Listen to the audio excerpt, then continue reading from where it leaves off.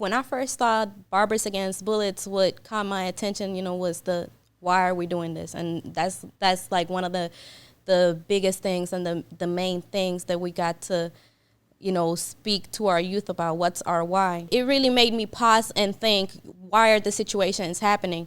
Like, what leads somebody to grab a gun and, do harm to somebody else? If we focused on what we were put in this earth to do, and we just try to hone more on that as opposed to what somebody else might be doing, what somebody else tells you to do, is going to minimize a lot of these issues that, we come across out in the streets, because we're not going to have time to think about what somebody else has, because we're working, within ourselves.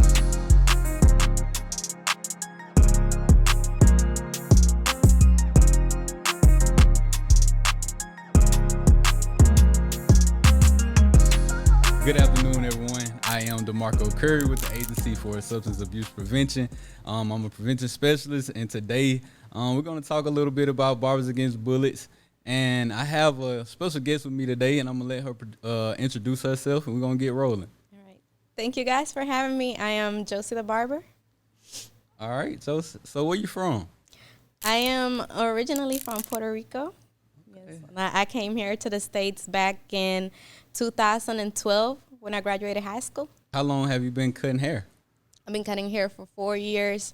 I had went to a vacation in Texas, and I saw two of my friends cutting hair, and I just thought it was fascinating. They was watching a YouTube video, and the way that, they was just able to learn, I was like, I feel like I could do this too. And at that point in my life, I was like going through just different dead-end jobs, and just I did not want to have a ceiling in my income. And just hearing them speaking about the freedom and the creativity of just, doing haircuts really caught my eye. I wrote it on my notes, and I said, when I go back to Florida, because that's where I moved to, I said, I'm going to enroll in barber school. And I did. It was a barber school just 15 minutes away from my house. Wow. So God's plan. Wow. So that, like, creativity kind of drew you to the profession of being a barber? The creativity and just like the flexibility, I always saw myself as, being my own boss, if that makes sense. And I'm really big on purpose, and I've always wanted to serve. And I just felt that being, working on these different jobs while trying to go to school and stuff like that, like it didn't allow me to do that. Like, I felt that I wasn't living into my fullest potential because I had somebody else telling me what to do when it come to work, how long to do it for, how much I'm going to get paid, and stuff like that. And I just felt that it was making me anxious, and I was just going through a rough time because I wasn't living within my purpose. Wow. And I'm big on purpose too. I always say this phrase, purpose over paper. Right. We live in a society where a lot of people want to chase the bag, but why not chase purpose so eventually the bag can chase you? And I always just stand on that. But being that you're a barber, and we always talk about the influence that you guys hold in your position and the trust, going through Barbers Against Bullets, how can you implement what you learned as far as, the creativity and the purpose? They talked about the curriculum earlier, and you always come with great ideas to the meeting, and I love that about you. Like, how can we implement that to you guys' clientele?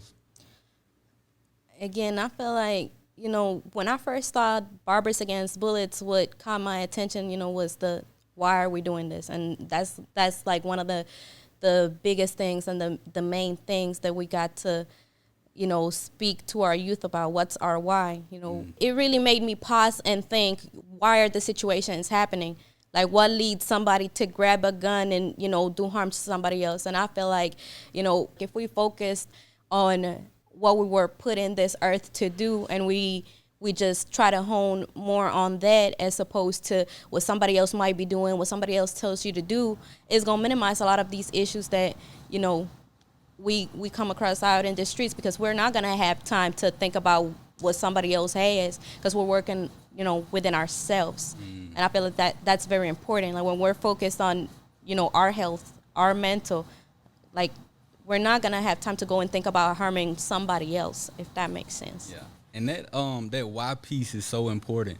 And I feel like that's why a lot of people indulge in what they indulge in because they don't have a purpose. So they put on this identity that the culture supports sometimes. Right. I was talking to someone the other day, and a lot of people change their names when they get on social media because they adopt this identity of themselves that wants to tote a pistol, that want to shoot at people.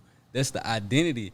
And CJ, one of my coworkers, he gave me a powerful story where he went in, he talked to somebody, and he asked them for their real name, and he didn't want to give it to him.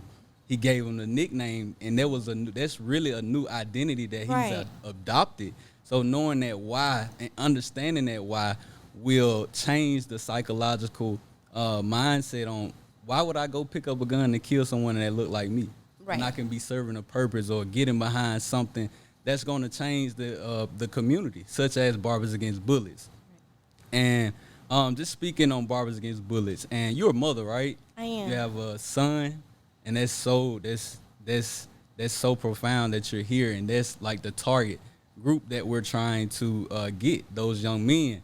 So being that 70% of black men grow up without a father in the home, how important do you think it is to instill in your kids that why or that purpose to get them to better understand life in general?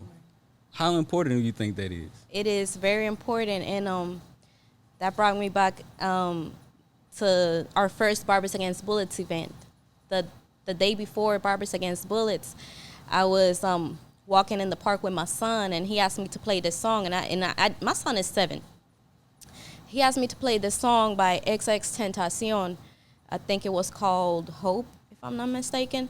I could be incorrect, but that song, XXXTentacion, I wrote it when the Sandy Hook mass shooting happened, and the lyrics went something like this, like it said, "I don't want to die young."